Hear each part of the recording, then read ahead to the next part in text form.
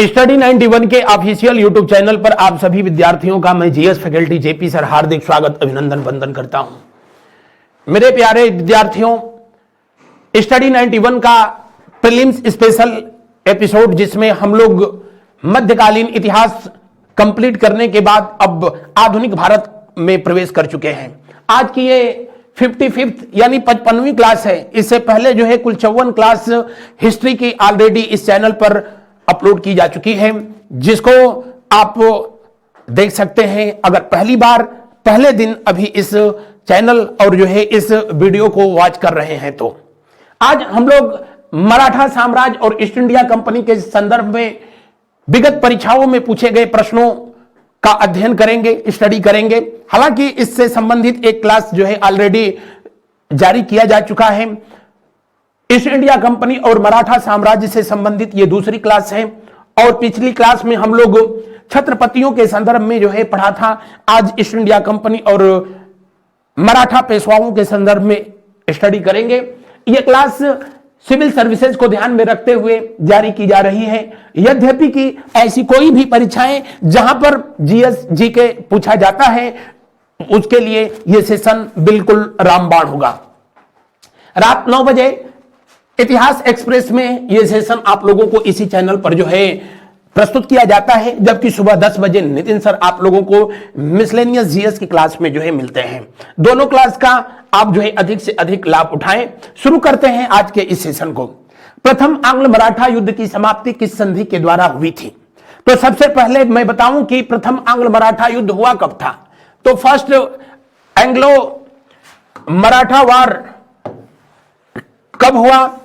जी हां, 1775 से लेकर के और 1782 के बीच पहला आंग्ल मराठा युद्ध हुआ था। फर्स्ट एंग्लो मराठा युद्ध हुआ। किस वजह से हुआ था? संभवतः पिछले क्लास में भी मैंने आप लोगों से चर्चा किया था कि रघुनाथ राव जिसको रघोवा के नाम से भी जाना जाता था। किस नाम से? रघोवा के नाम से जाना जाता था। महालतकोरा इंसान था। आज भी कुछ परिवार में ऐसे लोग जो है होते हैं जो अपने मेहनत के दम पर अपने परिवार के शान शौकत में चार चांद लगाते हैं, और कुछ ऐसे होते हैं नालायक जो परिवार की बनी बनाई जो है विरासत को मिट्टी में मिला देते हैं। रघोवा उन्हीं में से एक था। मराठों के द्वारा बनाई गई जो विरासत थी, या कह लो छत्रपति शिवाजी ने जो इमारत खड़ी की थी, उसको धराशायी करने में सबसे ज्यादा जो है रोल इसी का था। और बस इसके पीछे जो है इतनी सी बात थी कि रघोवा पेशवा बनना चाहता था और उसके लिए इसने अंग्रेजों से हाथ मिला लिया। सूरत की संधि हुई थी। कब? सूरत की संधि हुई, और सूरत की जो संधि हुई, सूरत की संधि के तहत ही मराठा साम्राज्य को इसने बदसूरत कर दिया था। सूरत की संधि हुई कब? 1775 में हुई। 1775 में हुई जब बंगाल का उस समय गवर्नर जनरल हुआ करता था। कौन? Warren Hastings. यद्यपि कि मराठा साम्राज्य उन दिनों बंबई प्रेसिडेंसी का हिस्सा था। भारत प्रशासन करने के लिए अंग्रेजों ने भारत को 3 प्रेसिडेंसियों में बांट रखा था, जिसमें मद्रास प्रेसिडेंसी जिसमें कि लगभग पूरा दक्षिण भारत था, बॉम्बे प्रेसिडेंसी जिसमें कि पूरा ये पश्चिमी भारत आज का जो बेल्ट है, उसके साथ साथ पाकिस्तान का जो क्षेत्र था वो भी तब भारत का ही हिस्सा हुआ करता था। बंगाल प्रेसिडेंसी में आज का पूरा उत्तर प्रदेश, बिहार, उड़ीसा, झारखंड, वेस्ट बंगाल के साथ साथ बांग्लादेश और बर्मा का क्षेत्र, पूरा पूर्वोत्तर भारत उसमें सम्मिलित था। तो बंगाल का गवर्नर ही रेगुलेटिंग एक्ट 1773 के तहत तीनों प्रेसिडेंसियों का गवर्नर हुआ करता था और उसे गवर्नर जनरल के नाम से जाना जाता था। इसी के शासनकाल में मराठों से सबसे पहला युद्ध हुआ, जिसको कि प्रथम आंग्ल मराठा युद्ध के नाम से जाना गया। आपसे पूछा जाता है कि सबसे अधिक अंग्रेजों का विरोध भारत में किसने किया? मराठों ने किया था। सबसे अधिक जो है मराठों ने विरोध किया था। और यह युद्ध किस संधि के तहत जो है शुरू हुआ था? सूरत की संधि के तहत। लेकिन किस संधि के तहत जो है समाप्त हुआ? सालबाई की संधि के तहत। और सालबाई की संधि जो है हुई कब थी? 1782 में हुई। कब? 1782 में। किसके बीच हुई थी? जी हां, माधव नारायण राव, या इन्हीं को माधव राव द्वितीय भी कहा जाता है। माधव नारायण राव और किसके बीच हुई थी? अंग्रेजों के बीच हुई थी, ईस्ट इंडिया कंपनी के बीच हुई थी, या कह लो कि वारेन हेस्टिंग्स के बीच हुई थी। प्रथम आंग्ल मराठा युद्ध के दौरान जो है 3 संधियां हुई थी। जो पहली हुई वो पुरंदर की संधि थी। पुरंदर की संधि, ध्यान रखेंगे, छत्रपति शिवाजी और जयसिंह के बीच भी पुरंदर की संधि हुई थी, लेकिन वो 1665 में हुई थी। लेकिन मराठा और अंग्रेजों के बीच जो पुरंदर की संधि हुई थी वो आंग्ल मराठा युद्ध के शुरू होने के जस्ट जो है 1 साल बाद ही 1776 में हुई। उसके बाद जो है बड़गांव की संधि हुई थी। कौन? बड़गांव की संधि। और बड़गांव की संधि जो है कब हुई? 1779 में हुई। और उसके बाद जो है सालबाई की संधि हुई। कौन सी? सालबाई की संधि। और सालबाई की संधि हुई 1782 में। 1782 में हुई थी। और इसी के संधि के तहत अगले 20 वर्षों तक मराठों और अंग्रेजों के बीच जो है कोई युद्ध नहीं हुआ। यह सबसे प्रभावी संधि रही थी मराठों और अंग्रेजों के बीच में। तो आपसे पूछे कि किस संधि के तहत मराठों और अंग्रेजों में पहला युद्ध शुरू हुआ? सूरत की संधि के तहत। और प्रथम आंग्ल मराठा युद्ध के बाद कितनी संधियां हुई थी? तो इनके बीच 3 अलायंस हुई थी। Alliance of Purandar, alliance of Badgaon, alliance of Salbai. ये तलेगांव नहीं है, बड़गांव शब्द है।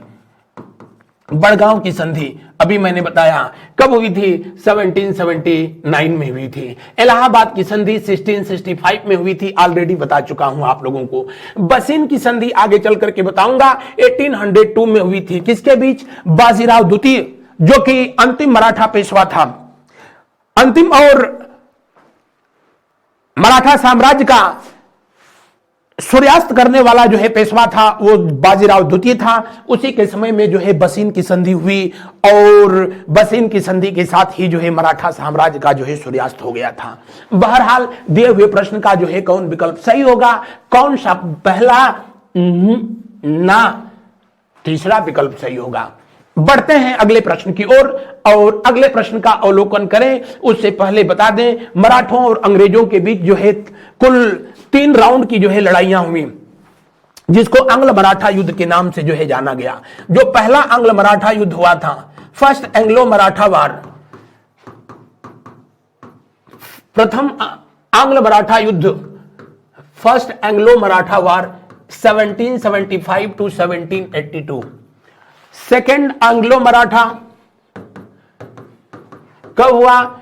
1803 to 1805। और थर्ड और लास्ट एंग्लो मराठा कब हुआ?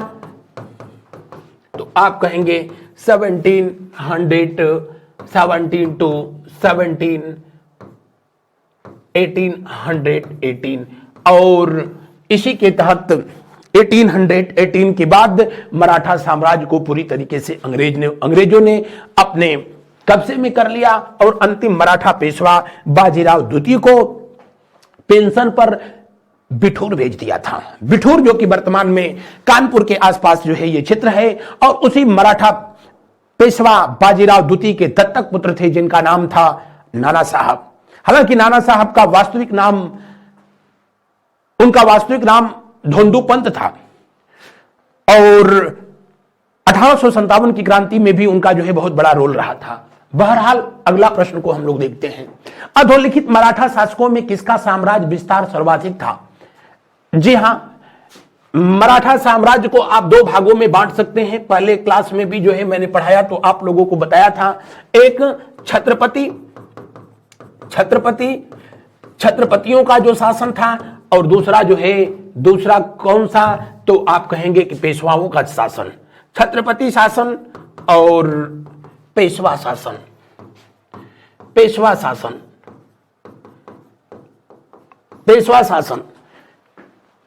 छत्रपति शासन कब से कब तक? तो आप कहेंगे कि वर्ष 1627 नहीं, वर्ष 1630 से लेकर के और जब तक जो है छत्रपति शिवाजी रहे, उसके बाद भी वर्ष 1680 तक ये शिवाजी का शासनकाल रहा था, शिवाजी का शासनकाल रहा।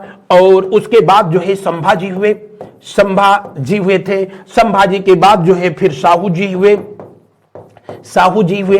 अंतिम जो मराठा छत्रपति थे जिनका नाम था राजा राम सेकंड। क्या नाम था? राजा राम सेकंड। कुल 7 जो है मराठा छत्रपति हुए थे। कितने? 7। और राजा राम सेकंड का शासनकाल जो है 1749 से कब तक रहा था? तो आप कहेंगे कि 1749 से 1777 तक रहा था। पेशवा कितने हुए थे? कितने पेशवा हुए? तो इनकी संख्या जो है 8 रही थी। और इनका कार्यकाल रहा था वर्ष 1713 से लेकर के कब तक? तो अंतिम जो मराठा पेशवा थे बाजीराव द्वितीय 1818 तक। तो ये जो टाइम पीरियड रहा था ये पेशवाओं का रहा था। कुल 8 पेशवा हुए थे। पहले पेशवा थे जिनका नाम था बालाजी विश्वनाथ, और अंतिम पेशवा मैंने बताया बाजीराव द्वितीय था। बढ़ते हैं हम लोग अगले प्रश्न की ओर। उससे पहले बता दें कि मराठा शासकों में सबसे अधिक साम्राज्य का विस्तार जो है किसके शासनकाल में हुआ था? तो दिए हुए प्रश्न का जो है कौन सा विकल्प सही होगा? दिए हुए प्रश्न का दूसरा विकल्प सही होगा, बालाजी विश्वनाथ। बालाजी विश्वनाथ को ही नाना साहब के नाम से भी जाना जाता था। किस नाम से जाना जाता था? नाना साहब के नाम से जाना जाता था। नाना साहब के शासनकाल में ही पानीपत की तीसरी लड़ाई हुई थी। इनका शासनकाल कब से कब तक रहा? तो 1740 से लेकर के 1761 तक। पानीपत की युद्ध के जो है हारने का इनको इतना सदमा लगा कि इनकी मौत हो गई थी। इनके शासनकाल में मराठा साम्राज्य जो है अपने सबसे अधिक जो है विस्तार में रहा था, यानी सबसे अधिक जो है उसकी एरिया रही थी। पहले मराठा पेशवा जिसको मैंने बताया था आप लोगों को बालाजी विश्वनाथ थे। बालाजी विश्वनाथ का शासनकाल जो कि 1713 से लेकर के जो है 20 तक रहा था। ये पहले मराठा पेशवा थे। सबसे चर्चित मराठा पेशवा हुए जिन्होंने भारत के साम्राज्य को अटक से कश्मीर से कन्याकुमारी तक, अटक से कटक तक पहुंचाने का जिन्होंने ख्वाब रखा, वो व्यक्ति थे जिनका नाम था बाजीराव। और ये 1720 से लेकर के 1740 तक शासन किए। ये सबसे सुप्रसिद्ध पेशवा थे जिनके नाम पर जो है बाजीराव मस्तानी फिल्म जो है बनी थी। बढ़ते हैं हम लोग अगले प्रश्न की ओर। अगला प्रश्न क्या करते हैं? अवलोकन। पेशवा पद प्राप्त करने के लिए किस मराठा ने अंग्रेजों से सूरत की संधि कर ली थी? अभी बताया था। ये प्रश्न जो है मराठा साम्राज्य से जो है सबसे फेमस है, सबसे अधिक जो है परीक्षाओं में पूछा गया है अलग अलग तरीके से। और जितने तरीके से पूछा है उतने तरीके से मैंने जो है इसको लगभग हर सेशन में जो है रखा हूं। अंग्रेजों से सूरत की संधि रघुनाथ राव ने किया था। और कब किया था? तो अभी मैंने बताया 1775 में किया था। कौन? रघुनाथ राव। रघुनाथ राव ये था कौन? तो बाजीराव का ही ये जो है, जी नहीं, बालाजी विश्वनाथ का ये दूसरा बेटा था। और बालाजी विश्वनाथ का ये दूसरा बेटा था। इसी ने जो है अंग्रेजों के साथ सूरत की संधि कर ली, क्योंकि ये भी जो है पेशवा बनना चाहता था और ऐसा हुआ नहीं। बालाजी विश्वनाथ की जो है मृत्यु के बाद माधव राव जो है अगला पेशवा बना, और ये बात इसको स्वीकार नहीं थी। और वहीं से जो है ये खेल चलने लगा। और ये तब तक हुआ जब तक कि जो है मराठा साम्राज्य का इसने सर्वनाश नहीं करा दिया। पेशवा पद को प्राप्त करने के लिए किस मराठा ने अंग्रेजों से सूरत की संधि की थी? रघुनाथ राव ने किया था। किसने किया था? रघुनाथ राव ने किया था। कब? 1775 में। और उसी के बाद जो है अंग्रेजों ने रघुनाथ राव की मदद करने के नाम पर मराठों के खिलाफ जो है युद्ध किया। और ये युद्ध जो है मैंने अभी बताया कि 1775 से लेकर के 1782 तक जो है चला। इनको बार बार लिखने के पीछे मेरा बस एक ही मकसद है कि ये चीजें आपको जो है बिल्कुल याद हो जाए, यहां पर छप जाए। क्योंकि इतिहास, हिस्ट्री के बारे में जो है बड़ा वो पुरानी कहावत है, हिस्ट्री केमिस्ट्री बड़ी बेवफा, कितना भी पढ़ो। लेकिन मैं पूरा प्रयास करता हूं इसको जो है बिल्कुल एज अ स्टोरी के रूप में आप आज तक पहुंचाने का प्रयास करता हूं, ताकि हमेशा आपके जो है ये दिमाग में छप जाए। कहानी हमेशा आपके दिलो दिमाग में बनी रहेगी। हाँ, ये जो ईयर है, जो डेट है, इनको एक बार जो है आपको रिवाइज करना पड़ेगा। रघुनाथ राव के वजह से ही सूरत की संधि हुई, रघुनाथ राव की वजह से ही प्रथम आंग्ल मराठा युद्ध हुआ, रघुनाथ राव ही जो है मराठा साम्राज्य की बर्बादी का जो है सबसे बड़ा जो है कारण था। बढ़ते हैं हम लोग अगले प्रश्न की ओर, देखते हैं अगले प्रश्न का क्या। शिवाजी के शासनकाल में किस दर से सरदेश मुखी वसूल किया जाता था? जब भारत में औरंगजेब के द्वारा जजिया कर लगाया गया पुनः, हालांकि जजिया कर को समाप्त कर दिया था किसने? अकबर ने। जजिया कर की बहुत पुरानी कहानी है, जिसको कि मैं कई बार आपसे बताया था कि गैर इस्लामिक लोगों से जो टैक्स लिया जाता था उसी को जजिया कर कहा जाता था। भारत में सबसे पहले 712 ईस्वी में इसको मोहम्मद बिन कासिम ने जो है लगाया था। कहा जाता है कि उसी के दिमाग की ये उपज थी, जजिया शब्द ही उसी के दिमाग की उपज थी जब उसने सिंध पर अटैक किया था। यह पहला आक्रमणकारी था जिसने भारत में जजिया कर वसूला था, मुल्तान और सिंध में। उसके बाद महमूद गजनवी था, पहला विदेशी सुल्तान जिसने भारत में जजिया कर वसूला पंजाब में, और पंजाब के शासक जो है जयपाल से वसूला था, क्योंकि उन्हीं के खिलाफ उसका पहला आक्रमण था। पहला भारतीय सुल्तान जिसने जो है जजिया कर लागू किया उसका नाम था फिरोज शाह तुगलक, और सबसे पहले जजिया कर को समाप्त करने वाला व्यक्ति कश्मीर का शासक था जिसका नाम था जैनुल आबदीन। दक्षिण भारत में जजिया कर को समाप्त करने वाला पहला शासक था जिसका नाम था हसन गंगू, जिसने कि बहमनी साम्राज्य की स्थापना की थी, मैंने बताया भी था। मुगल साम्राज्य में जजिया कर को समाप्त करने वाला पहला व्यक्ति सम्राट अकबर था, जो अपनी पत्नी जोधा के बात में आकर के, उनकी सलाह में आकर के, और जो है इसने जजिया कर को, जकात कर को, दास प्रथा को समाप्त कर दिया था। औरंगजेब था जो कि इसको पुनः लागू किया, और उसी के कहा जाता है कि उसी के रिवेंज में, प्रतिशोध में, रिवेंज में छत्रपति शिवाजी ने चौथ और सरदेशमुखी कर जो है लागू किया था। क्योंकि औरंगजेब और छत्रपति शिवाजी की बीच हमेशा 36 के आंकड़े नहीं, 72 के भी नहीं, 144 के रहे थे। पूरी जिंदगी लगा रह गया औरंगजेब, लेकिन छत्रपति शिवाजी को नहीं गिरफ्तार कर पाया, नहीं जो है आत्मसमर्पण करने के लिए विवश कर पाया, ठीक वैसे ही जैसे अकबर और राणा प्रताप का मामला था। बहरहाल सरदेशमुखी कर और चौथ कर किसके द्वारा लगाया गया था? छत्रपति शिवाजी के द्वारा। चौथ कर मराठा साम्राज्य में यह वसूल किया जाता था और कुल आय का 1/4 होता था, जबकि सरदेशमुखी कर जो है गैर मराठा जो है शासकों से लिया जाता था, इसलिए ताकि मराठा सैनिक उन पर आक्रमण न करें, और यह जो है कुल आय का 1/10 होता था। लेकिन अगर आपसे जो है पूछे कि सबसे अधिक अगर जो है आय किससे प्राप्त होती थी, तो चौथ कर से जो है प्राप्त होती थी। आय का मुख्य साधन मराठों का क्या था? तो चौथ कर था। और आपको जानकारी के लिए बता दें, जोधपुर एकमात्र ऐसा जो है विरासत थी जिन्होंने कभी भी छत्रपति शिवाजी को सरदेशमुखी कर नहीं दिया था। बहरहाल बढ़ते हैं हम लोग अगले प्रश्न की ओर। दिए हुए प्रश्न का कौन सा विकल्प सही होगा? अगला प्रश्न देखिए, शिवाजी ने औरंगजेब के मामा व दक्षिण के सूबेदार शाइस्ता खां को कब पराजित किया था? शाइस्ता खां जो कि रिश्ते में औरंगजेब का मामा लगता था। औरंगजेब ने अपने मामा से कहा कि ए मामा ये पहाड़ी चूहा नींद हराम कर रखा है।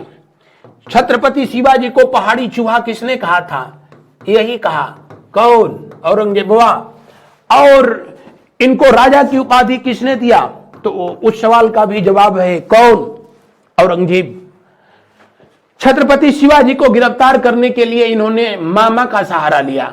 इनको लग रहा था कि ये मामा जो है अपना शकुनी मामा है, लेकिन शाइस्ता खां गया भी था जरूर आहिस्ता आहिस्ता दक्षिण भारत, लेकिन छत्रपति शिवाजी ने इसके खिलाफ जो है गुरिल्ला युद्ध पद्धति का जो है प्रयोग किया, और अचानक से जो है जब इस पर अटैक किया, शाइस्ता खां खिड़की से कूद करके जो है भागने के लिए विवश हो गया। और छत्रपति शिवाजी के द्वारा तलवार के किए गए वार की वजह से इसका अंगूठा कट गया था। वो तो बच गया, नहीं तो गर्दन ही कट जाती। बहरहाल उसके बाद शाइस्ता खां फिर आहिस्ता आहिस्ता जो है चले गए, कहां पर, आगरा में पहुंच गए। और वही मुगलों की उन दिनों राजधानी हुआ करती थी। औरंगजेब ने कहा था कि आपने सिर्फ अंगूठा नहीं कटवाया है, आपने मुगल सल्तनत की नाक कटवा दी है। इसलिए इनको दक्षिण भारत से हटा करके फिर बंगाल का जो है सूबेदार बनाया गया था। और यह घटना हुई थी कब, तो यह घटना हुई थी कब, 1663 में। बड़े दरबार में शाइस्ता खां ने कहा था कि उस पहाड़ी चूहे को यूं मसल दूंगा, और हो गया मामला ठीक जो है उल्टा। कहा भी गया है ना, जो बादल गरजते हैं वो बरसते नहीं, और जो बरसते हैं उनको गरजते कब किसने सुना। बहरहाल दिए हुए प्रश्न का अंतिम विकल्प जो है सही होगा। छत्रपति शिवाजी ने बीजापुर के सेनापति था जिसका नाम था अफजल खां। क्या नाम था? अफजल खां। अफजल खां भी छत्रपति शिवाजी को गिरफ्तार करने का जो है प्रयास किया था। बीजापुर के सुल्तान के द्वारा जो है इसको भेजा गया था, लेकिन इसका भी छत्रपति शिवाजी ने ऑपरेशन कर दिया था। कब? 1659 में। बढ़ते हैं हम लोग अगले प्रश्न की ओर। अगले प्रश्न का जो है करते हैं अवलोकन। शिवाजी की राजस्व व्यवस्था के संदर्भ में अधोलिखित में से कौन सा कथन सत्य नहीं है? वह मलिक अंबर की भू राजस्व व्यवस्था पर आधारित थी। बिल्कुल सही था। उपज का 40% अपने शासन के अंतिम दिनों में इन्होंने अपना जो टैक्स रेट था उसको 1/3 से जो है बढ़ा दिया था, यानी 33% से जो इन्होंने बढ़ा करके इसको 40% कर दिया था। यह भी विकल्प सही है। कृषक पैदावार से नकद रूप में राजस्व चुकाया जा सकता था। हाँ, यह सुविधा थी, बिल्कुल थी। जमींदारों को अपने हलकों में राजस्व वसूल करने की अनुमति थी? बिल्कुल नहीं थी ना। अपने अपने हलकों में उन दिनों गांवों को जो है पटेल कहा जाता था, और इनके जो सबसे बड़े अधिकारी होते थे उनको पाटिल के नाम से जो है जाना जाता था। कर वसूलने का काम जो है कुलकर्णी करते थे। कौन करते थे? कुलकर्णी। और आज के समय में इसको जो है लेखपाल कहा जाता है। ये 1-2 बार प्रश्न जो है कहीं पूछा भी गया है कि महाराष्ट्र में लेखपाल को जो है किस नाम से जाना जाता है? कुलकर्णी। और ये शब्द जो है किसके द्वारा दिया गया था? मराठा साम्राज्य में जो है दिया गया था। तो दिए हुए प्रश्न का कौन सा विकल्प जो है सही होगा? जी हां, छत्रपति शिवाजी ने औरंगजेब के रिवेंज में ही उन दिनों आर्थिक राजधानी सूरत थी, सूरत को जो है पहली बार लूटा था। जो है कब? 1664 में।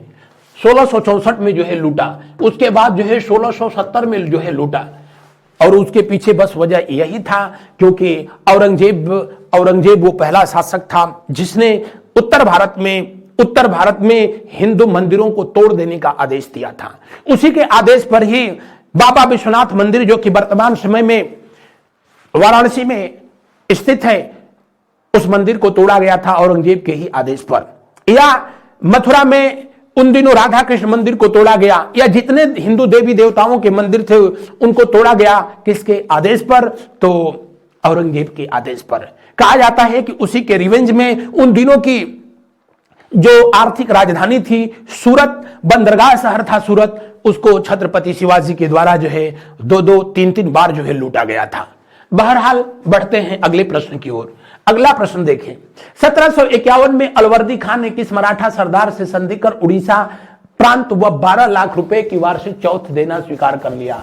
हमको लग रहा है कि यह क्वेश्चन रिपीट हो गया है, लेकिन कोई बात नहीं। फिर जो है अलवर्दी खां, मैंने बंगाल को भी पढ़ाया तो बताया कि यह बंगाल का जो है नवाब था, बंगाल का नवाब। और इसके पीछे कहानी यह है कि अलवर्दी खान ने जब गिरिया की लड़ाई में, कब? गिरिया के जो है लड़ाई में हुआ कब था? 1740 में। किसके किसके बीच हुआ? तो आप कहेंगे कि अलवर्दी खां और उन दिनों बंगाल का नवाब था जिसका नाम था क्या? सरफराज। क्या नाम था? सरफराज खान। सरफराज के बीच ये लड़ाई हुई जिसमें कि सरफराज जो है पराजित हुआ और अलवर्दी खां के द्वारा जो है मार दिया गया।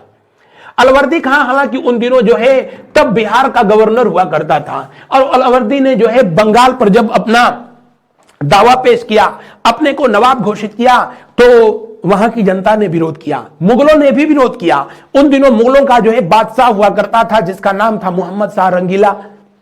रंगीला को इन्होंने कुछ रुपए जो है भेंट किए, कहा जाता है 12 लाख उसको इन्होंने दिया था, और उस घूस के एवज में मोहम्मद शाह रंगीला ने इनको बंगाल का नवाब स्वीकार कर लिया, मान्यता दे दी। यह बात जो है उन दिनों मराठों तक जो है पहुंची।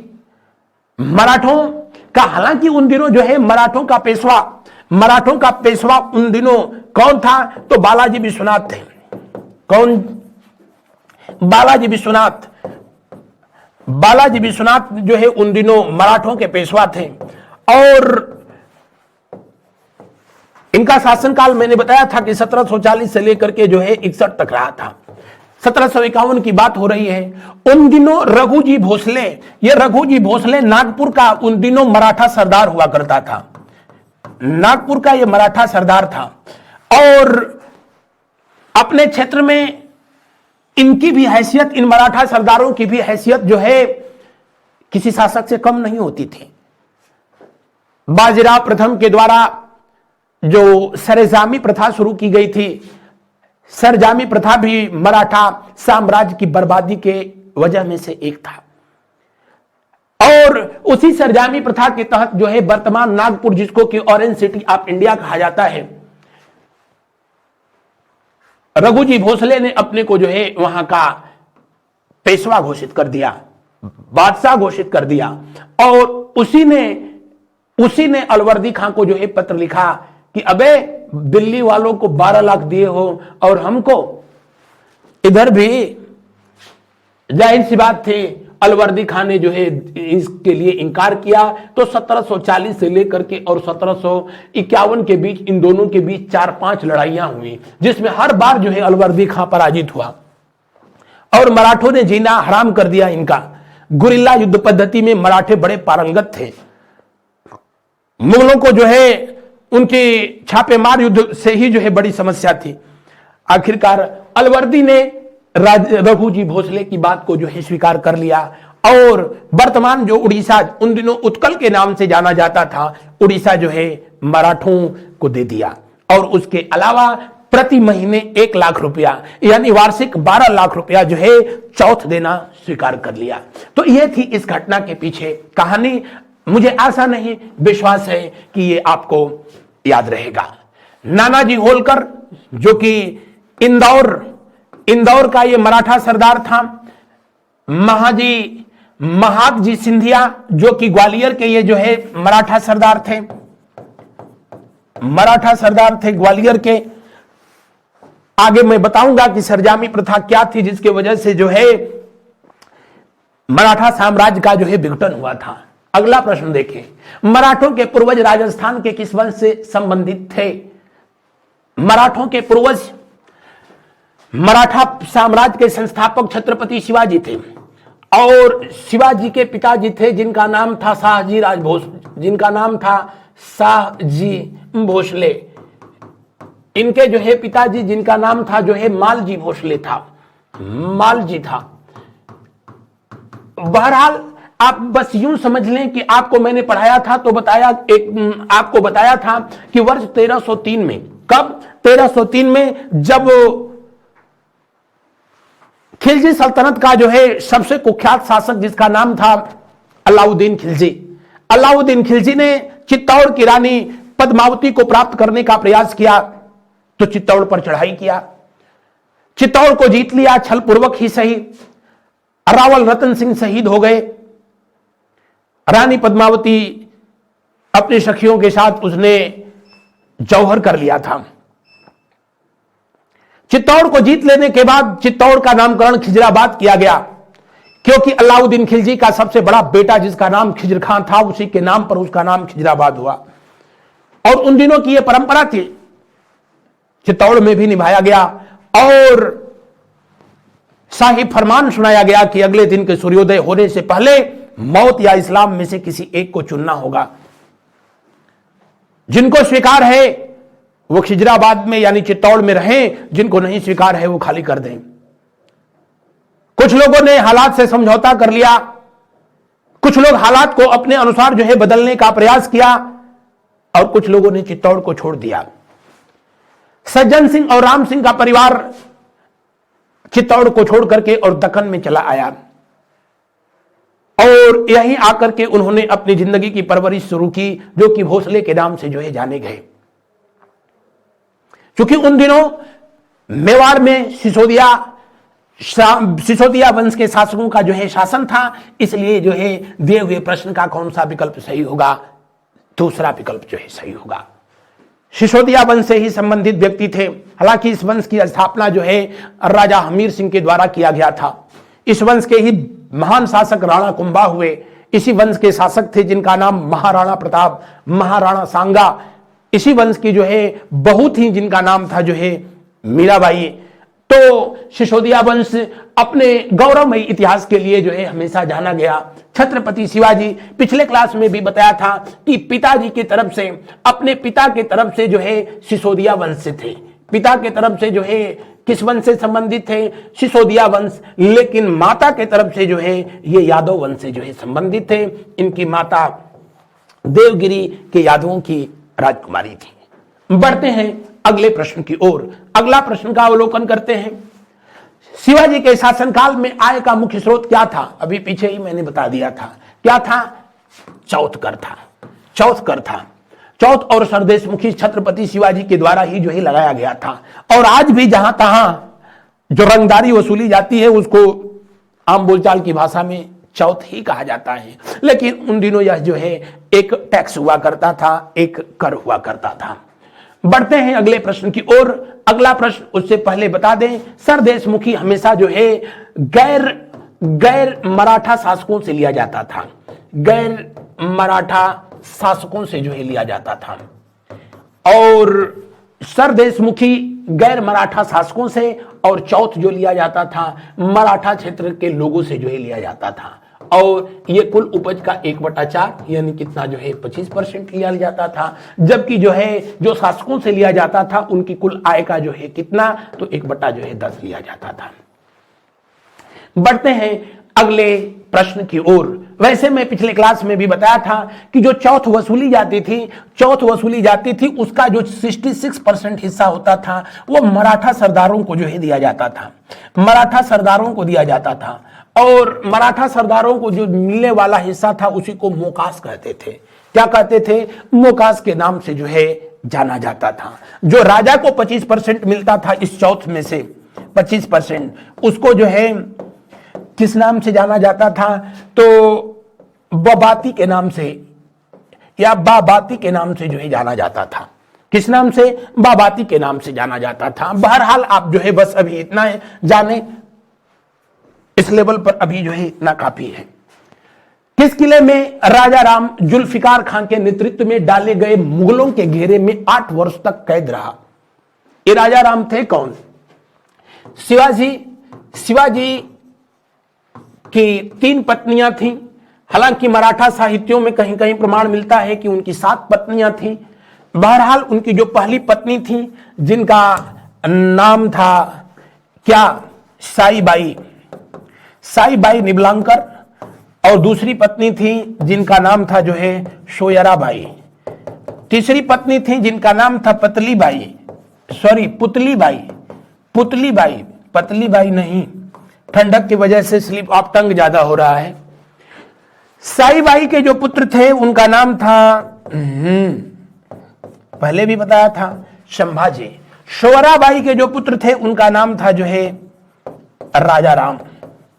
और पुतलीबाई के जो है कोई संतान नहीं थी। उससे पहले ही जब छत्रपति शिवाजी की मौत हुई तो वो अपनी पति के चिता के साथ जो है सती हो गई थी।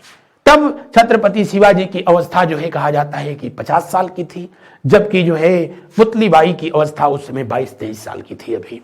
बहरहाल दिए हुए प्रश्न में पूछा जा रहा है कि राजा राम को जो है, अच्छा राजा राम, तो इसके पीछे कहानी यह है कि शिवाजी की मौत जब होती है 1680 में, तब जो है शासक बनता है कौन? संभाजी। और 1680 से लेकर के 1689 तक जो है संभाजी अगले छत्रपति हुए। संभाजी से हालांकि शिवाजी के टर्म्स जो है बहुत अच्छे नहीं रहे थे। संभाजी के जो है करतूत की वजह से ही शिवाजी बहुत ज्यादा जो है परेशान रहने लगे थे। कहा भी गया है, मैं बताता हूं कि दुनिया में जो किसी से नहीं हारा हमेशा अपनी औलाद से हारा है। उस समय, इस समय, किसी समय ये स्लोगन हमेशा जो है 100% सही रहा है। और जब शिवाजी की मौत हुई तो कुछ समय के लिए राजा राम जो है अप्रैल से लेकर के जो है जुलाई तक ये शासक बने थे, क्योंकि उत्तराधिकारी इन्होंने अपने को जो है अपना उत्तराधिकारी किसको घोषित किया था? राजा राम को जो है घोषित किया था। उस समय संभाजी जो है पन्हाला के दुर्ग में कैद थे जब छत्रपति शिवाजी की जो है मौत हुई थी।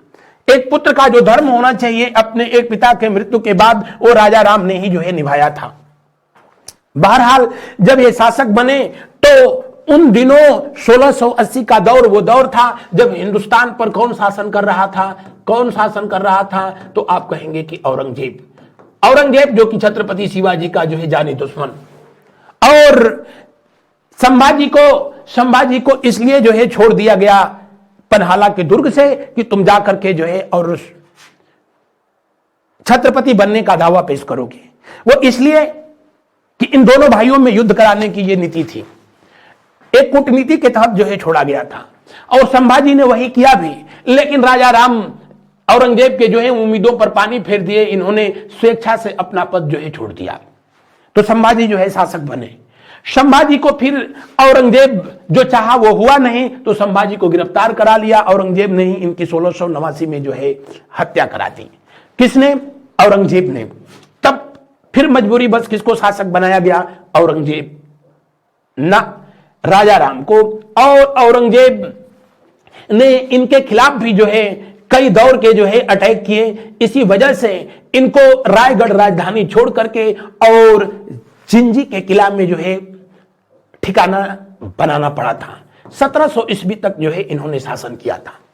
कौन से किला पर? जिंजी किला। मैं पढ़ाया तो बताया कि तमिलनाडु के ना कर्नाटक के खिलाफ जो है छत्रपति शिवाजी का ये अंतिम अभियान 1678 में चला था और इसी अभियान के तहत इन्होंने इन क्षेत्रों को जीत करके और वर्तमान जो ये तमिलनाडु वाला बेल्ट है जो पांडिचेरी है, इसी पांडिचेरी के पास आज भी जो है जिंजी पड़ता है। जिंजी को जो है छत्रपति शिवाजी ने अपनी दूसरी राजधानी बनाई थी, जबकि पहली राजधानी जो है रायपुर थी। जब मराठा साम्राज्य दो भागों में बांट दिया गया तो दक्षिणी जो मराठा साम्राज्य था उसकी राजधानी कोल्हापुर थी। दक्षिणी मराठा साम्राज्य की राजधानी कहां थी? कोल्हापुर थी। और उत्तरी मराठा साम्राज्य की जो राजधानी थी, उत्तरी मराठा साम्राज्य की राजधानी थी वो जो है सतारा थी। और सतारा को राजधानी बनाया किसने था? राजा राम के द्वारा जो है बनाया गया था। इसी जिंजी के किला में इनको मुगलों का सेनापति जिसका नाम था जुल्फिकार ने 8 वर्ष तक जो है घेरा डाले रखा था और इनको जिंजी के किले में 8 वर्ष तक कैद करके रखा था, उसमें से निकलने नहीं दिया। तो दिए हुए प्रश्न का कौन सा विकल्प सही होगा? दिए हुए प्रश्न का तीसरा विकल्प सही होगा। बढ़ते हैं अगले प्रश्न की ओर। उससे पहले हमारी संस्था के द्वारा आपकी परीक्षाओं को ध्यान में रखते हुए ये टेस्ट सीरीज जो है जारी किया गया है ताकि आपने अपनी पढ़ाई को कितना बेहतर तरीके से जो है अंजाम दे रहे हैं उसको चेक कर सकें। और उसके लिए आप www.study91pro.com पर जाकर के जो है इस टेस्ट सीरीज को जो है दीजिए और अपनी तैयारियों को और बेहतर बनाइए। अगला प्रश्न को देखें। मुगलों और शाहजी के मध्य संघर्ष किसके शासनकाल में शुरू हुआ? शाहजी थे कौन? छत्रपति शिवाजी के पिताजी। कौन थे? शिवाजी के पिताजी थे। और शिवाजी के पिताजी जिनका नाम जो है शाहजी था, इनके पिताजी थे जिनका नाम था जो है मालजी। मालजी कहा जाता है कि यादव वंश के जो शासक थे उनके यहां सैनिक थे। वहां लखू जी जाधव राव जो थे इन्हीं के ये अंगरक्षक थे। कौन? मालजी इनके अंगरक्षक थे। और इनके ये अंगरक्षक थे इसीलिए छत्रपति शिवाजी के पिताजी शाहजी भी वहीं पर जो है रहा करते थे। कहा जाता है कि लखू जी की ही बेटी थी जिनका नाम था जो है जीजाबाई। और इन दोनों ने जो है किसने? जीजाबाई और शाहजी, इन दोनों ने जब शादी करने का फैसला किया तो उसकी कीमत जो है माल जी को अपनी नौकरी गवा करके चुकानी पड़ी थी। उसके बाद ये बीजापुर के जो है सुल्तानों के पास जो है चले आए थे। कौन? छत्रपति शिवाजी के पिताजी शाहजी, उनके यहां जो है आकर के नौकरी कर ली। हालांकि इन दोनों लोगों की जो है 1605 में शादी हुई और इसी जीजाबाई और शाहजी के जो है पुत्र हुए छत्रपति शिवाजी, जिनका जन्म शिवनेरी के किला में हुआ था 19 फरवरी 1630 को। बहरहाल हुआ यूं कि सबसे पहले शिवाजी वर्ष 1646 में, कब 1646 में तोरण के किला को बीजापुर के शासकों से जो है इन्होंने जीत लिया। तोरण को जीत लिया, उसी के बगल में रायगढ़ का किला बनवाया, उसको जो है इन्होंने अपनी राजधानी बनाई थी। वही रायगढ़ के किले में अपना राज्याभिषेक भी कराया था। जबकि 1647 में इन्होंने बीजापुर के सुल्तान से ही सिंहगढ़ को जो है छीन लिया था, जीत लिया। जबकि पिताजी इनके जो है उसी बीजापुर के सुल्तानों के यहां जो है नौकरी किया करते थे। पापा वहीं नौकरी कर रहे हैं और बेटा वहीं आईपीएल खेल रहा है, तो जाहिर सी बात थी शाहजी को जो है वहां से भी बाहर का रास्ता दिखा दिया गया। हालांकि उनको गिरफ्तार कर लिया था बीजापुर के सुल्तान ने, लेकिन छत्रपति शिवाजी मुगलों का सहयोग करने का जब जो है उसको धमकी दिया, तब जो है बीजापुर के सुल्तान ने इनको छोड़ दिया और शाहजी किसके जो है यहां चले गए, मुगलों के यहां नौकरी कर ली। जहांगीर के उमरा वर्ग में जो है ये जाकर के शामिल हो गए। जहांगीर उन दिनों शासन किया करता था, जिसका शासनकाल जो है मैंने बताया था आप लोगों से कि 1605 से लेकर के जो है और कब तक रहा था, जी हां 1627 तक रहा था। इसने शाहजी को अपने यहां पनाह दे दी, अपने उमरा वर्ग में इनको शामिल कर लिया। हालांकि उसके पीछे भी जो है वजह था, उसके पीछे दो वजह था। मैंने पढ़ाया तो आप लोगों को बताया था कि भैरावल की जब लड़ाई हुई थी 1606 ईस्वी में जहांगीर और उसके सगे बेटा खुसरो के बीच, तो सिखों के जो 5वें गुरु थे जिनका नाम गुरु अर्जुन देव था, गुरु अर्जुन देव ने खुसरो की मदद की थी। इसी वजह से गुरु अर्जुन देव को गिरफ्तार करके तमाम यातनाओं के बाद उनको आगरा के किले में मृत्युदंड दे दिया गया था। जबकि सिख धर्म के जो 6वें गुरु थे उन पर जो है 2 लाख रुपए का जो हर्जाना लगाया गया था, युद्ध हर्जाना नहीं दे पाए तो उनको ग्वालियर के किले में बंद कर दिया गया। यानी सिखों से और मुगलों से बात बिगड़ गई थी। उन दिनों पंजाब वाले बेल्ट पर जो है सिखों का जो है क्षेत्र था और पंजाब आज भी जो है आप मैप में देखेंगे तो ये वो क्षेत्र है जो कि आज भी इस वाले बेल्ट से दक्कन से जो है लगता है। दक्कन में मराठों का मामला था, उधर मराठा शक्ति का जो है उदय हो रहा था छत्रपति शिवाजी के रूप में और मराठों को अपने तरफ मिला करके रखना जो है मुगलों की मजबूरी हो गई थी। उसी कूटनीति का जो है एक हिस्सा था कि छत्रपति शिवाजी के पिताजी को जहांगीर अपने उमरा वर्ग में जो है शामिल किया था, अपने यहां मनसब भी प्रदान किया था उनको। हालांकि छत्रपति शिवाजी उन दिनों जो है इन क्षेत्रों को जीत चुके थे, इन क्षेत्रों पर जो है कब्जा जो है बाद में कर लिए थे इन्होंने, लेकिन छत्रपति शिवाजी का अपने भी पिताजी से जो है बहुत अच्छा टर्म्स नहीं रहा था। वो इसलिए कि मैं पिछले क्लास में बताया था कि छत्रपति शिवाजी के जो है जन्म से पहले ही उनके पिताजी शाहजी ने जो है तुकाबाई मोहिते से शादी कर ली, तो छत्रपति शिवाजी की माताजी अपने पिता के घर चली आई और बाद में इनका परवरिश जो है अपने पिता के यहां ही जो है हुआ था, सॉरी अपने ननिहाल में हुआ था। दादा कोण देव जो इनके राजनीतिक गुरु थे, समर्थ रामदास जो कि छत्रपति शिवाजी के धार्मिक गुरु हुए, तो पिताजी के जो है प्रेम से हमेशा जो है ये वंचित रहे थे। इसलिए अपने पिताजी से इनका बहुत जो है बाद में भी कोई वास्ता रहा नहीं था और स्वाभाविक भी है। बहरहाल दिए हुए प्रश्न का जो है कौन सा विकल्प जो है सही होगा, दिए हुए प्रश्न का विकल्प कौन सा सही होगा, इसने तो उमरा वर्ग में जो है शामिल कर लिया था। यानी जहांगीर के समय में मामला ठीक ठाक था, लेकिन शाहजहां का जो है शासनकाल आते आते जो है बात बिगड़ गई थी और मुगलों में और शाहजहां में संघर्ष की कथा जो है शुरू हुई थी। उसके पीछे क्या कारण थे, शाहजहां को पढ़ाया था तो बड़ा विधिवत वहां आप लोगों से इस पर चर्चा किया था। यहां पर इसलिए चर्चा नहीं कर रहा हूं कि एक समय का लिमिटेशन है, लगभग 1 घंटे में इस क्लास को मुझको कंप्लीट भी करना है, इसलिए इतिहास की कड़ियां एक दूसरे से जो है बिल्कुल जुड़ी हुई है, हर कहानी दूसरे कहानी से जो है जुड़ी हुई है, और इस तरह से आप कोरिलेट करके जो है आपको इसलिए बताया जाता है कि ताकि ये बातें आपको जो है याद रहे, और आप ऐसे ही याद करके जो है इनको कोरिलेट करके और जब याद करेंगे तो बाद में जो है हमेशा दिमाग में बना रहेगा। इतिहास तो ऐसे सबका है, मैं बताता हूं, लेकिन कुछ लोगों का पढ़ाया जाता है और कुछ लोगों का बस चर्चा का विषय बन करके रह जाता है। अगला प्रश्न देखें, मराठा संघ में फूट डालने वाला प्रमुख व्यक्ति कौन था? दैट इसका बार बार नाम लेना पड़ रहा है, रघुनाथ राव, या इसी का नाम था क्या? रघोवा का नाम था, इसको रघोवा के नाम से भी जो है जाना जाता था। सूरत की संधि इसने कर ली, अभी बताया था। सूरत संधि हुई थी कब? 1775 में, और उसी की वजह से जो है आगे चल करके पहला आंग्ल मराठा युद्ध हुआ था। कब? 1775 से वर्ष 1782 तक। क्योंकि ये बात एक बार मैं बता दिया, 2 बार बता दिया, तो जब मैं जो है इन शब्दों को रिपीट करूं तो बेहतर हो कि हमसे पहले जो है आप जो है इनको, अगर जो नोट कर रहे हैं तो अपनी कॉपी में नोट कर लें, नहीं सिर्फ जो है इस कथा को सुन रहे हैं तो आपने मन ही मन जो है रिपीट करें। जब जैसे ही मैंने बोला आंग्ल मराठा, तब तक आपके दिमाग में ये बात आ जानी चाहिए 1775 से 77 जो है 1782 तक हुआ था। और किसके वजह से हुआ था? रघुनाथ राव की वजह से हुआ था। रघुनाथ राव के बाद जो है मराठा साम्राज्य को बर्बाद करने में जो है दूसरा रोल था नाना फडणवीस का। ये नाना फडणवीस और नाना साहब दोनों अलग अलग थे, इस बात को जो है ध्यान रखेंगे। नाना फडणवीस जिसका नाम जो है जनार्दन भानु था। क्या नाम था?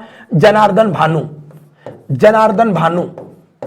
और यह भी रघोवा की तरह ही खुद को मराठा के रूप में जो है पेशवा के रूप में प्रस्तुत करना चाहता था, लेकिन अंत तक जो है कभी भी अपने मिशन में यह कामयाब नहीं हुआ था। ताराबाई जो कि छत्रपति शिवाजी की बहू थी, और इनको औरंगजेब ने ईमानदार की उपाधि जो है प्रदान किया था, ईमानदार की उपाधि जो है प्रदान किया। और राजा राम छत्रपति शिवाजी के जो है दूसरे पुत्र थे, जिनके बारे में मैंने बताया था। लेकिन अगर आपसे पूछेगा कि मराठा साम्राज्य के अंतिम छत्रपति कौन थे, तो उस सवाल का जवाब होगा राजा राम द्वितीय। राजा राम नहीं, राजा राम द्वितीय। और इनका कार्यकाल कब से कब तक रहा था? 1749 से लेकर के 1777 तक। बढ़ते हैं अगले प्रश्न की ओर। किस पेशवा ने आत्महत्या कर ली थी? पेशवा पद मैंने बताया था कि किसके द्वारा जो है आनुवंशिक बना दिया गया था, तो आप कहेंगे कि साहू जी के द्वारा। साहू जी ने यह काम कर दिया था। लेकिन पेशवा पद जो है किसने बनाया था? तो छत्रपति शिवाजी ने। जब अपना अष्टप्रधान की स्थापना की तो अष्टप्रधान में 8 मंत्री हुआ करते थे, उसका सबसे प्रधान जो मंत्री होता था, प्रधानमंत्री, उसी को जो है पेशवा कहा जाता था। तो यह पद किसके दिमाग की उपज थी? छत्रपति शिवाजी के। लेकिन इसको वंशानुगत किसने बनाया था? जी हां, इसको वंशानुगत जो है साहू जी ने बना दिया था। बहरहाल पहले पेशवा थे जिनका नाम मैंने बताया था आप लोगों को, बालाजी विश्वनाथ थे। और बालाजी विश्वनाथ कब से कब तक रहे? तो 1713 से लेकर के 1720 तक जो है रहे थे। दूसरे पेशवा कौन थे? बाजीराव प्रथम, जो कि 1720 से लेकर के और 1740 तक रहे थे। तीसरे पेशवा कौन हुए? बालाजी बाजीराव, जो कि इसमें जो है दिया ही नहीं है, मैं यहां पर लिख देता हूं, बालाजी बाजीराव। और ये कब तक रहे थे? 1740 से लेकर के 1761 तक रहे थे। इनके बाद जो है अगला पेशवा जो है कौन हुआ? तो इनके बाद जो है अगला पेशवा हुआ कौन? माधवराव ये चौथा जो है पेशवा था, जो कि 1761 से लेकर के 72 तक जो है 1772 तक रहा था। इनकी मौत हुई, जिनके मौत होने के बाद जो है कहा गया कि पानीपत की लड़ाई के बाद अगर सबसे अधिक मराठों को नुकसान हुआ तो वो जो है माधवराव की मौत थी, असामयिक मौत थी। सिर्फ 27 साल की उम्र में जो है माधवराव की जो है मौत हो गई थी। लेकिन अपने छोटे से कार्यकाल में ही मराठा शक्ति को पुनः जो है स्थापित करने वाला व्यक्ति पानीपत के बाद कोई था तो माधवराव था। उनके बाद उनका बेटा जो है ये शासक हुआ। हालांकि ये अल्पवयस्क था, जो कि 1772 से लेकर के 73 तक सिर्फ 1 साल रहा था और इसकी उम्र उस समय बस 8 वर्ष की थी। ये 5वां जो है पेशवा थे। लेकिन रघोवा जो था, रघोवा ने नारायण राव की हत्या कर दी सिर्फ इसलिए कि वो शासक बन जाए। तो रघुनाथ राव या फिर जो रघोवा था वो शासक हुआ, पेशवा हुआ 1773 से 1774। लेकिन उसको जब इस बात की जानकारी हुई कि नाना फडणवीस और दूसरे उन दिनों मराठा सरदारों के द्वारा इसकी हत्या की साजिश की गई है, तो ये जाकर के अंग्रेजों से मिल गया। अंग्रेजों से मिल गया, सूरत की संधि कर ली और इस तरह से जो है मराठा साम्राज्य को बदसूरत करने की कहानी इसने शुरू कर दी। और इसके चले जाने के बाद माधव नारायण राव या माधव राव सेकंड अगला पेशवा हुए, जो 1774 से लेकर के 96 तक जो है रहे थे। लेकिन मराठा साम्राज्य का जो है पतन इन्हीं के कार्यकाल में होना शुरू हुआ। पहली जो आंग्ल मराठा युद्ध हुआ था, आप देख रहे हैं कि इन्हीं के शासनकाल में हुआ और सालबाई की संधि जो है करनी पड़ी थी। इस घटना से ये इतने जो है आहत हो गए। इन्हीं के शासनकाल में दूसरा आंग्ल मराठा युद्ध की भी पटकथा लिख दी गई। अपने लोगों से ही जो है ये इतना त्रस्त हो गए कि इन्होंने आत्महत्या कर लिया। क्यों? क्योंकि जो सरंजामी प्रथा थी, सरंजामी प्रथा को शुरू किसने किया था? बाजीराव ने शुरू किया था 1720 में। और उस सरंजामी प्रथा के तहत मराठा सरदारों को वेतन न देकर के जमीन दी जाती थी। यानी बिल्कुल उस समय के जो है आप कह सकते हो कि गुलाम वंश के शासक इल्तुतमिश के द्वारा जो है जो शुरू की गई थी प्रथा, जिसमें सैनिकों को सैनिक सेवा के बदले जमीन दी जाती थी, वेतन नहीं दिया जाता था। आप कमेंट करके बताना कि उसको किस प्रथा के नाम से जाना जाता था। तो वहां यह काम सैनिकों को किया जाता था। और मराठों के समय में सेनापतियों को जो है जमीन दी जाती थी, जागीर दे दी जाती थी। यही सरंजामी प्रथा थी, जिसमें होलकर, मल्हार राव होलकर, जो कि इंदौर में कान्हा नदी के तट पर इंदौर शहर की स्थापना की। अब तो इंदौर जो है भारत का लगातार 7वीं बार सबसे साफ शहर होने का गौरव प्राप्त किया। उसी को इन्होंने राजधानी बनाई थी। उस शहर की स्थापना उन्होंने ही किया था। और वहां पर होलकर साम्राज्य एक अलग जो है, मराठों से अलग जो है होलकर साम्राज्य बना दिए। गायकवाड़, जिसकी राजधानी बड़ौदा वर्तमान में गुजरात का जो क्षेत्र है, पियाजी गायकवाड़ ने वहां पर अपनी स्वतंत्रता की घोषणा कर दी। सिंधिया परिवार, उसी सिंधिया परिवार के एक व्यक्ति जो वर्तमान समय में केंद्रीय मंत्री भी हैं, सिंधिया ने ग्वालियर में अपने आप को स्वतंत्र होने की घोषणा कर दी। उधर रघुजी भोसले नागपुर में स्वतंत्र होने का घोषणा कर दिया। तो अब मराठा साम्राज्य छिन्न भिन्न हो रहा था।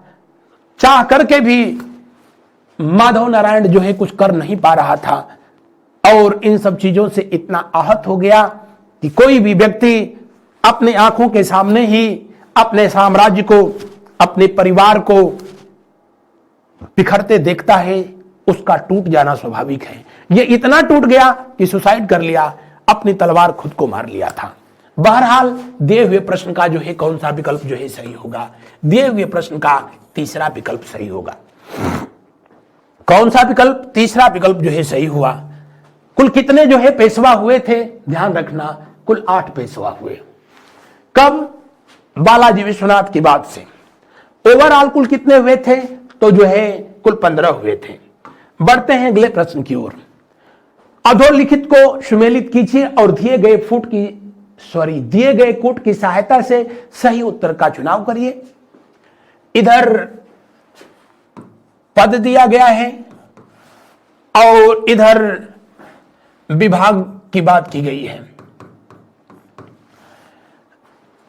अगर आपको कुछ नहीं पता हो, तब भी मैं पढ़ाया था तो बताया कि छत्रपति शिवाजी का जो अष्टप्रधान था उसमें सेनापति को सर ए नौबत के नाम से जाना जाता था। किस नाम से जाना जाता था? सर ए नौबत के नाम से जाना जाता था। यानी सी का कौन सा विकल्प होगा? दूसरा। और सर ए नौबत पैदल सेना नहीं, अश्व सेना, गज सेना, पैदल सेना सबसे बड़ा अधिकारी होता था। कुछ न पता हो तब भी सी का कौन सा सही होगा? दूसरा। सी का दूसरा बस एक ही जगह सही है, यानी सी कर देना है और कुछ है ही नहीं। बहरहाल आप चूंकि पढ़ रहे हैं तो सबको जानिए, जो बरगीर होता था वो जो है अश्वरोही, अश्वरारोही नहीं, अश्वरोही सैनिक होता था। और अश्वरोही सैनिकों के जत्था को ही पागा के नाम से जो है जाना जाता था। नायक सेना की जो है सबसे जो है छोटी जो टुकड़ी होती थी उसके अधिकारी को जो है नायक के नाम से जाना जाता था। किले का जो अधिकारी होता था उसको जो है कारकुन के नाम से जाना जाता था। दिए हुए प्रश्न का कौन सा विकल्प? अगला प्रश्न, 1750 ईस्वी में बालाजी व राजाराम द्वितीय के मध्य हुई किस संधि के परिणाम स्वरूप छत्रपति ने पेशवा को पूर्ण अधिकार प्रदान कर दिए? छत्रपति की उपाधि जो है लिया किसने था? तो छत्रपति शब्द या छत्रपति की उपाधि सबसे पहले धारण किया था शिवाजी ने। किसने? शिवाजी। जब इनका जो है राज्याभिषेक हुआ था, कब? 6 जून 1774 को। कहां पर? जी हां, रायगढ़ में। शिवाजी ने ही अपने अष्टप्रधान की रचना की तो उसमें जो है प्रधानमंत्री पद को जो है पेशवा के नाम से जो है संबोधित किया था। यानी पेशवा पद को जो है बनाया किसने था? तो छत्रपति शिवाजी ने बनाया था।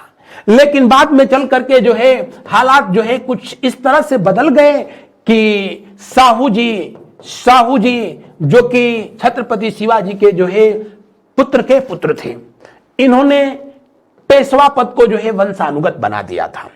पेशवा पद को वंशानुगत बना दिया। जब बालाजी विश्वनाथ की मृत्यु के बाद इन्होंने बाजीराव को अगला पेशवा बना दिया। बाजीराव बालाजी विश्वनाथ का बेटा था। यहां से पेशवा पद जो है वंशानुगत हो गया। और सबसे विचित्र बात यह थी कि इन्होंने ही यह शाही फरमान जारी किया था कि जब कभी भी छत्रपति की अनुपस्थिति होगी तो पेशवा ही साम्राज्य का सर्वोपरि होगा और वो छत्रपति की भूमिका जो है निभाएगा। क्योंकि साहू जी खुद ही वर्षों तक मुगलों के कैद में रहे थे और अभी भी उनको डर था कि कभी भी कुछ भी हो सकता है, और हुआ भी वही। आगे चल करके हालात जो है इतने अजीबोगरीब हुए कि जब बालाजी विश्वनाथ, कौन? बालाजी विश्वनाथ, जिसको कि नाना साहब कहते थे, बालाजी विश्वनाथ जो है इतना अधिक जो है प्रभावी हुआ, जबकि राजा राम द्वितीय जो है अंतिम छत्रपति हुए थे। अंतिम छत्रपति थे जिनका शासनकाल कब से कब तक? 1749 से लेकर के जो है 77 तक रहा था। सिर्फ नाम मात्र के ही रह गए थे, इनको खुदे नहीं पता था कि हम ही छत्रपति हैं। बालाजी विश्वनाथ और राजा राम के बीच संगोला की संधि हुई थी, ये दिया है। कब हुई थी? 1750 में। और इसी संधि के तहत जो है राजा राम ने ये स्वीकार कर लिया कि पेशवा पद जो है सर्वोपरि होगा और जो छत्रपति का पद होगा वो बिल्कुल आज के राष्ट्रपति की तरह होगा। यानी वास्तविक शक्तियां किसके पास होंगी? प्रधानमंत्री के पास, पेशवा के पास। और जो छत्रपति होगा वो नाम मात्र का सिर्फ जो है प्रमुख होगा। यानी महलों का छत्रपति बन करके रह गए थे राजा राम सेकंड। और उनके बाद इनकी मृत्यु हुई। इनकी मृत्यु जब हो गई तो उसके बाद तो बताने की जरूरत ही नहीं है कि छत्रपति पद को ही पेशवाओं ने खत्म कर दिया था। पेशवाओं की राजधानी पूना रही थी। बहरहाल दिए हुए प्रश्न का कौन सा जो है विकल्प सही होगा? जी हां, अंतिम विकल्प सही होगा। पुरंदर की संधि जो कि मराठों और अंग्रेजों के बीच 1776 में हुई थी, जबकि छत्रपति शिवाजी और जयसिंह के बीच जो है 1665 में हुई थी। ये दोनों जो है बहुत पूछता है। सालबाई की संधि मैंने अभी बताया था 1782 में हुई थी, जिसके तहत जो है पहला आंग्ल मराठा युद्ध जो है समाप्त हुआ था। बेसिन की संधि 1802 में बाजीराव द्वितीय और वेलेस्ली के बीच हुई थी, जिसके तहत बाजीराव ने सहायक संधि स्वीकार कर ली और छत्रपति शिवाजी के द्वारा जो साम्राज्य खड़ा किया गया था उसको बेसिन में डाल दिया। बहरहाल दिए हुए प्रश्न का कौन सा विकल्प सही होगा? अंतिम विकल्प सही होगा। बढ़ते हैं अगले प्रश्न की ओर। शिवाजी की मृत्यु के बाद मराठा साम्राज्य का उत्तराधिकारी कौन हुआ? बहुत तो सिंपल सा सवाल है। मराठा साम्राज्य का उत्तराधिकारी कौन हुआ? यह प्रश्न को जो है इसलिए मैंने जो है दिया है कि अगर पूछा आपसे जाता कि मराठा साम्राज्य का उत्तराधिकारी छत्रपति शिवाजी ने किसको घोषित किया था, तब तो उस सवाल का जवाब जो है राजा राम हो जाता, यानी अंतिम विकल्प जो है सही हो जाता। लेकिन इनके बाद मराठा साम्राज्य का उत्तराधिकारी जो है कौन हुआ? तो संभाजी हुए। कौन? संभाजी हुए। आयोग ने पहले जो है विकल्प डी को सही माना था, लेकिन जब अपना उत्तर का जो है संशोधन किया, जब उसने जो है तो इस प्रश्न का उत्तर बदल करके जो है संभाजी कर दिया था। जबकि इससे पहले इस प्रश्न को पूछा गया था शिवाजी ने अपना उत्तराधिकारी किसको घोषित किया था, तब उस सवाल का जवाब जो है राजा राम होगा। तो इस बात को जो है आप ध्यान रखेंगे। लेकिन इनके बाद जो है शासन किसने किया था, तो आप बताएंगे कि संभाजी, जो कि 1680 से लेकर के और तब तक जब तक कि औरंगजेब ने इनको गिरफ्तार करा करके संभाजी को और उनकी हत्या नहीं करा दी, 1689 तक जो है ये शासन करते रहे थे। राजा राम छत्रपति शिवाजी के द्वारा घोषित किए गए थे जरूर उत्तराधिकारी, और शिवाजी की मृत्यु के बाद इन्होंने कुछ समय तक, अप्रैल से लेकर के जुलाई तक इन्होंने इस पद पर बने रहे थे। लेकिन राजा राम कुछ हद से ज्यादा जो है धार्मिक व्यक्ति थे। इन्होंने कभी भी अपने को राजा छत्रपति घोषित ही नहीं किया। इवन दैट कहा जाता है कि ये कभी सिंहासन पर आसीन तक नहीं हुए। प्रश्न ये कराया भी था, पूछा भी गया है, वो कौन सा जो है मराठा छत्रपति था जो कि कभी जो है छत्रपति होकर के भी सिंहासन पर नहीं बैठा? वो राजा राम थे। इनका मानना था कि ये पद मुझको इसलिए मिला है कि बड़े भैया जो है इस समय पन्हाला के दुर्ग में जो है कैद है। और मैंने अभी ये कहानी बताई थी, पन्हाला के दुर्ग से औरंगजेब ने संभाजी को इसीलिए छोड़ दिया था कि तुम जाकर के जो है और अपने को छत्रपति पद के लिए जो है दावा पेश करोगे, और उसके पीछे उसका उद्देश्य यह था कि इनमें लड़ाई होगी। लेकिन हुआ ही नहीं, क्योंकि जो है राजा राम ने स्वेच्छा से पद को जो है त्याग दिया था। तो इसीलिए जो है आयोग ने भी इसको माना है कि राजा राम ने स्वयं को भी कभी जो है अपना उत्तराधिकारी, मराठा साम्राज्य का अपने को उत्तराधिकारी जो है घोषित ही नहीं किया था। तो दिए हुए प्रश्न का यही विकल्प जो है सही होगा। इस प्रश्न को इसीलिए जो है सम्मिलित किया गया था। अगला प्रश्न को देखें। मराठों की स्वतंत्रता के युद्ध का नेतृत्व किसने किया था? मराठों की स्वतंत्रता के युद्ध का नेतृत्व किसने किया था? दरअसल वर्ष 1689 से लेकर के और वर्ष 1707 के बीच का जो टाइम पीरियड था, यह मराठों की जो है स्वतंत्रता का दौर था, जब मराठा साम्राज्य पर मुगल जो है हावी हो रहे थे। छत्रपति शिवाजी के बाद उनके उत्तराधिकारी वैसे जो है कोई नहीं निकला। मराठा साम्राज्य के पतन का यह भी जो है एक वजह रहा था। हुए तो कई, लेकिन शिवाजी जैसा जो है कोई नहीं निकला। जब संभाजी की मौत हो जाती है, हत्या करा दी जाती है, तो 1689 से लेकर के और कब तक, तो 1700 ईस्वी तक, 1700 ईस्वी तक यह शासन किया किसने? राजा राम। राजा राम हद से ज्यादा धार्मिक व्यक्ति थे। उन दिनों सत्ता को जो है संभाल रही थी अप्रत्यक्ष रूप से, कौन जो है, तो आप कहेंगे कि ताराबाई। कौन? ताराबाई। ताराबाई कौन थी? तो मैंने जो है आप लोगों को संभवतः इस बात को जो है बताया भी रहा था कि राजा राम की जो है दो पत्नियां थीं। राजा राम की दो पत्नियां थीं, एक का नाम था जो है ताराबाई, और ताराबाई की ही जो है मौसेरी बहन थी दूसरी, जिनका नाम था जो है राजसबाई। क्या नाम था? राजसबाई। ताराबाई के जो है पुत्र हुए थे जिनका नाम था शिवाजी द्वितीय।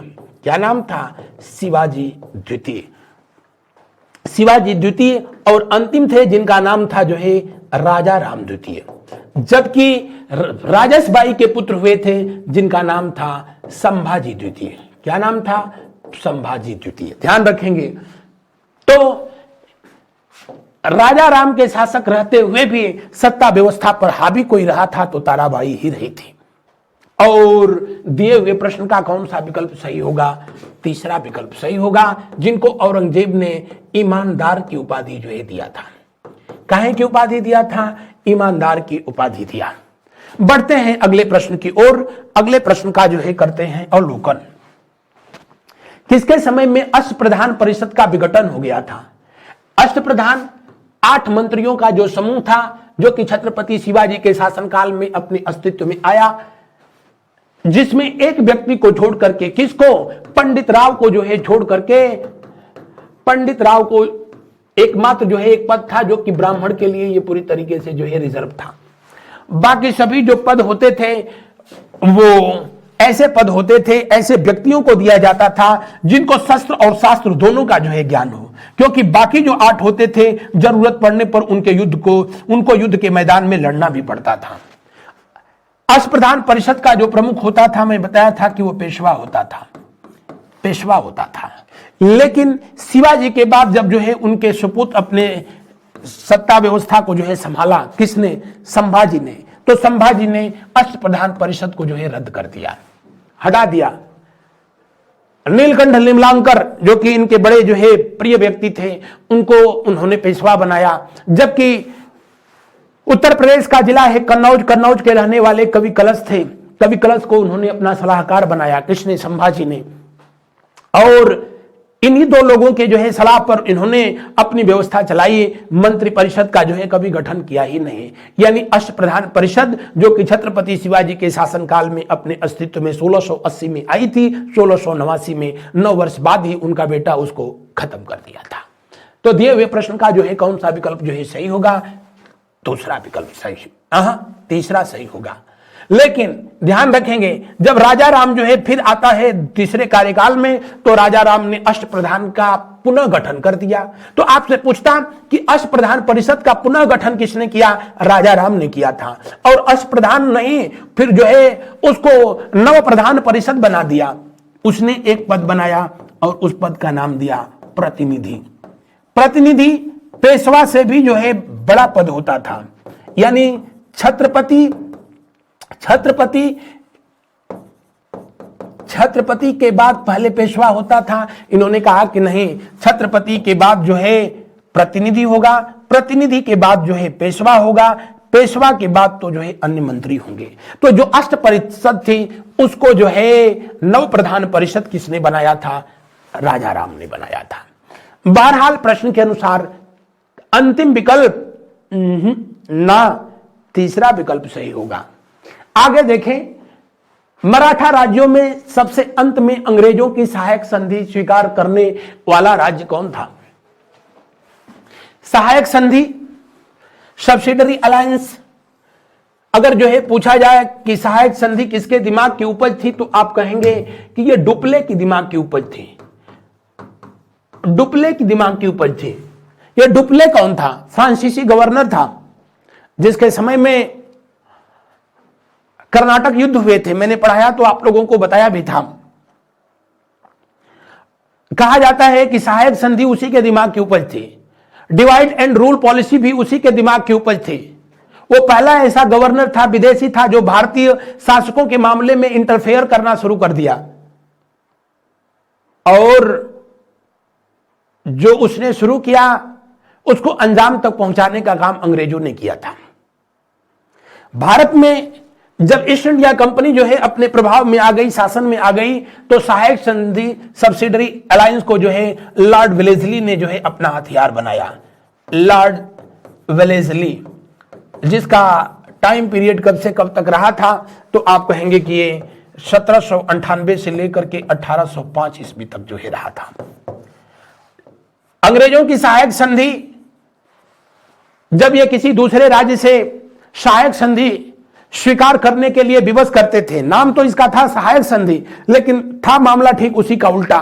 जिस राज्य से सहायक संधि ये करते थे, उस राज्य के सुरक्षा की जिम्मेदारी लेते थे, और जिनकी सुरक्षा की जिम्मेदारी ये लेते थे, तो उनकी सुरक्षा बिल्कुल वैसे ही करते थे जैसे दूध की सुरक्षा बिल्ली करती है, जैसे चूहे की सुरक्षा बिल्ली करती है, वैसे ही अंग्रेज करते थे। उस राज्य में अपनी सेना रखते थे, उस राज्य को सेना रखने से मना कर देते थे, और उस सेना का खर्च भी जो है उसी राज्य से लेते थे जिससे जो है ये सहायक संधि करते थे। यानी किसी भी साम्राज्य का उसकी सबसे बड़ी ताकत जो है उसकी सेना होती थी, और वहीं से उसको ये पंगु बना देते थे। बहरहाल सहायक संधि को स्वीकार करने वाला पहला जो राज्य था वो हैदराबाद था। हैदराबाद के निजाम ने सबसे पहले जो है 1799 में इसको स्वीकार कर लिया था। उसके बाद जो है इसको स्वीकार करने वाला अगला साम्राज्य जो है मैसूर था। 1779 में श्रीरंगपट्टनम की संधि के तहत, मैं पढ़ाऊंगा तो बताऊंगा, जब फोर्थ एंग्लो मैसूर वॉर हुआ था तो टीपू सुल्तान को सहायक संधि स्वीकार करने के लिए विवश कर दिया गया था। तो मैसूर दूसरा साम्राज्य था। तंजौर तीसरा साम्राज्य था जो कि 1799 में ही जो है इसे स्वीकार कर लिया था। इसको याद करने के लिए यह शब्द याद रखें, HMT। H का मतलब हैदराबाद, M का मतलब मैसूर, T का मतलब तंजौर। लेकिन इन तीनों में भी पूछे कि सबसे पहले किसने स्वीकार किया था, तो हैदराबाद ने जो है किया था।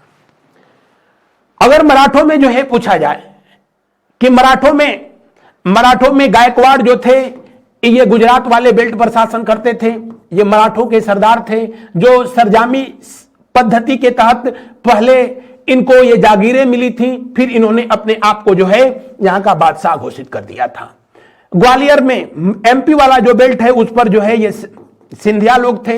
होलकर जो थे ये इंदौर में ही थे, इंदौर भी जो है MP में ही पड़ता है। जबकि भोसले जो थे ये नागपुर के क्षेत्र पर जो है शासन कर रहे थे। तो भोसले साम्राज्य की राजधानी नागपुर, होलकर साम्राज्य की राजधानी इंदौर, सिंधिया की जो है ग्वालियर थी, आज भी ग्वालियर है MP में, और गायकवाड़ की जो है गुजरात का बड़ोदरा था। लेकिन अगर जो है आपसे पूछा जाए कि सबसे पहले किस साम्राज्य ने जो है इनके साथ जो है संधि कर लिया, सबसे अंत में पूछ रहा है, सबसे अंत में जो है पूछ रहा है कि सबसे अंत में किसने किया, तो सबसे अंत में इन लोगों से जो है संधि करने वाला साम्राज्य जो है होलकर साम्राज्य था। और किस संधि के तहत किया गया, तो उसे जो है मंदसौर की संधि कहा गया। मंदसौर की संधि कब हुई थी जी? हुई थी ये संधि कब 1818 में। कब हुई थी? 1818 में मंदसौर की संधि हुई, जिसके तहत होलकर साम्राज्य को अंग्रेजों ने अपना हिस्सा बना दिया था। लेकिन सबसे पहले अगर मराठों में यह पूछता कि सबसे पहले जो है इस संधि को किसने स्वीकार किया, तो सबसे पहले जो है इस संधि को स्वीकार करने वाले जो है कौन थे, तो अवध के बाद जो है सिंधिया। कौन? सिंधिया, जो कि 1801 में ही, कब? 1801 में ही इस सहायक संधि को एक्सेप्ट कर लिया था, स्वीकार कर लिया था। सिंधिया वालों ने जो है इसको स्वीकार कर लिया, लेकिन सबसे बाद में जो है होलकर ने स्वीकार किया था। बढ़ते हैं अगले प्रश्न की ओर। अगला प्रश्न को जो है देखें, किस संधि के तहत स्वीकार किया था सिंधिया लोगों ने, तो जो है वो ग्वालियर की संधि थी, ध्यान रखेंगे। अगर पूछेगा सबसे पहले मराठों में सिंधिया, सबसे बाद में होलकर, ओवरऑल सबसे पहले हैदराबाद। मराठों की किस शाखा ने अंतिम पेशवा बाजीराव द्वितीय को पराजित किया था? इस सेशन का यह अंतिम प्रश्न होगा। मराठों की किस शाखा ने जो सरंजामी प्रथा थी, सरंजामी प्रथा थी, 1720 में इसको शुरू किसने किया था? बाजीराव ने शुरू किया था। यह प्रथा क्या थी? सरंजामी प्रथा के तहत इन्होंने अपने सरदारों को जागीर जो है प्रदान कर दी, यानी उनको वेतन न देकर के उनको अलग अलग जो है जागीरें दे दी गई, या कह लो कि मराठा साम्राज्य को प्रांतों में विभक्त कर दिया गया और अलग अलग जो है प्रांत के अलग अलग जो है उन दिनों आज की व्यवस्था में कहें तो चीफ मिनिस्टर बना दिए गए, मुख्यमंत्री बना दिए गए, जागीरदार बना दिए गए। और ये मराठा सरदार जब तक पेशवाओं की चलती रही थी, चाहे बाजीराव या उसके बाद बालाजी बाजीराव या माधवराव, तक तो मामला ठीक था। पानीपत की लड़ाई के बाद जब मराठा साम्राज्य छिन्न भिन्न हो गया तो इन लोगों ने अपने अपने क्षेत्रों में अपने को स्वतंत्र घोषित कर दिया। यानी इसीलिए कहा जाता है कि सरंजामी प्रथा ही आगे चल करके मराठों की बर्बादी की वजह बन गई थी। और उनमें सिंधिया, जिनको बताया कि इन्होंने अपनी राजधानी ग्वालियर को जो है बनाया, किसको? ग्वालियर को बनाया। महादजी सिंधिया सबसे बड़े जो है प्रतापी शासक हुए इनमें। होलकर जिन्होंने की अपनी राजधानी जो है इंदौर बनाया, और मल्हार राव होलकर ने होलकर साम्राज्य की स्थापना की थी। रघुनाथ भोसले ने नागपुर को राजधानी बनाया और इसने भोसले साम्राज्य की स्थापना की। पियाजी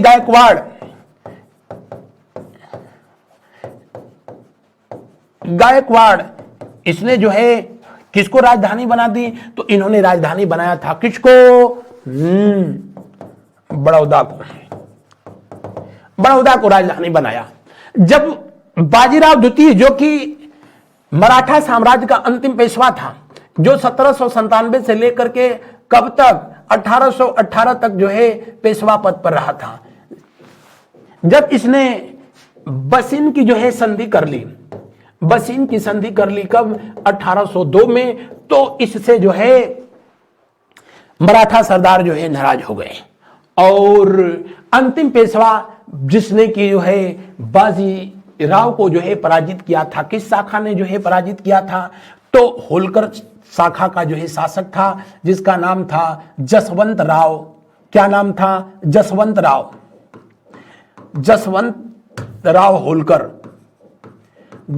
राव होलकर, इन्होंने ही इनको पराजित किया था। तो दिए हुए प्रश्न का कौन सा विकल्प सही होगा? दूसरा विकल्प जो है सही होगा। मेरे प्यारे, ये आज का रहा था सेशन। उससे पहले हमारी संस्था के द्वारा आपकी आगामी परीक्षाओं को ध्यान में रखते हुए ये कुछ बहुत ही जो है महत्वपूर्ण किताबों का एक सीरीज जारी किया गया है।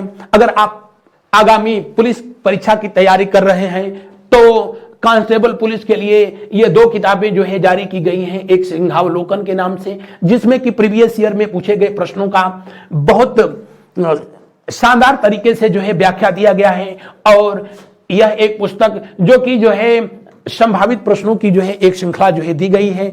इन प्रश्नों का आप, इन किताबों का जो है आप अध्ययन करें और आगामी परीक्षाओं में अपनी सफलता को सुनिश्चित करें। आज बस इतना ही, और उसके बाद बस इतना ही। थैंक यू, मुझको सुनने के लिए बहुत बहुत धन्यवाद। बस चलते चलते आप लोगों से ये निवेदन मैं करूंगा, शिकवा शिकायत करूंगा, और आपसे नहीं तो और किससे करूं? आप लोग जो है देखते हैं जरूर, कमेंट भी करते हैं जरूर, लेकिन इस सेशन को जो है शेयर नहीं करते हैं। प्लीज इस सेशन को आपके मोबाइल में जितने भी व्हाट्सएप ग्रुप या फिर जो है टेलीग्राम ग्रुप, खास करके जो है जो एजुकेशन से संबंधित हैं, उनमें प्लीज जो है शेयर करें। तो आज बस इस निवेदन के साथ इतना ही। Good night to all of you. शुभ रात्रि, शुभ रात्रि। मिलते हैं हम लोग अगले दिन अगले क्लास में।